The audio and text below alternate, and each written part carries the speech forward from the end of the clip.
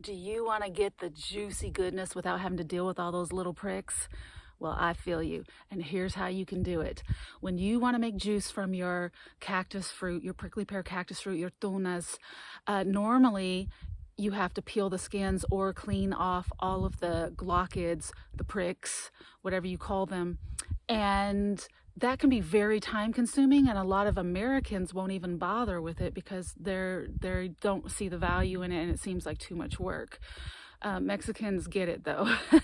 But so I did a lot of research and I have not found this method from anywhere else, although it may exist and there may be other people who know how to do it, but it's what I came up with to clean the cactus fruit faster and make juice from it. Now, this is not raw juice, it's cooked juice. So if you're okay with that, then check this out.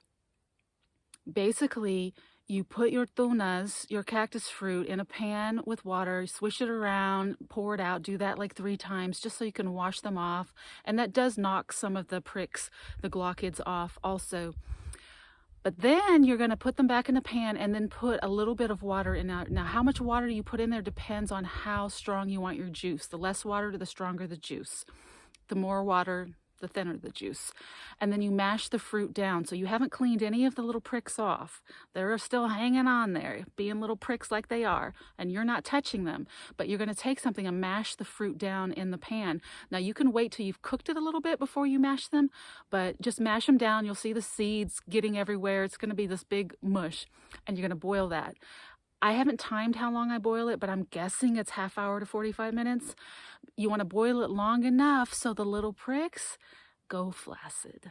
That's right, they get soft, just like any vegetable you cook gets soft. Now, I'm making this video after the tuna season, the cactus fruit season, because I want to, but I don't have fruits to show you. So what I did is I picked some of my beaver tail cactus pads that have the same kind of little glochids, little pricks on them.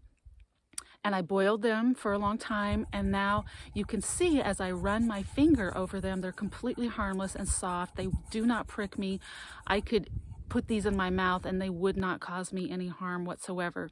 So that's what you're doing with the cactus fruit, with the tunas.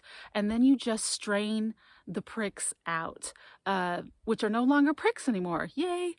And you can use a cloth to do that so you don't get them all, hanging out in your juice. And you get this beautiful, incredible juice that grows with so much ease in a dry desert climate with very little irrigation. In fact, the tunas that I use in this video were grown on a hillside that was never irrigated, where the water just runs right off. And so they're muy chiquito, they're very small, but packed with flavor. Oh, these were good. They were kind of tart too.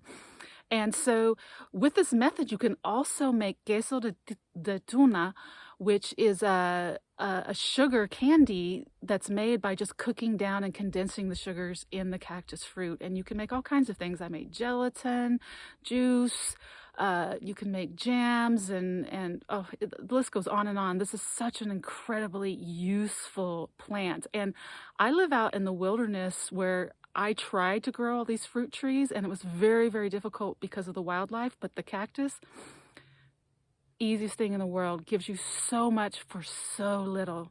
And now you know how to get your juice easy. After I strained the seeds and the skins and the glochids out of the juice, I used the skins because they tasted good. This specific variety was tart, so I made chips with them by dehydrating them with spices and some with honey. I added them to some salad that I had with avocado, and I even stuffed them with avocado, carrot, and a sauce that I made from almond butter and garlic, and they were so good.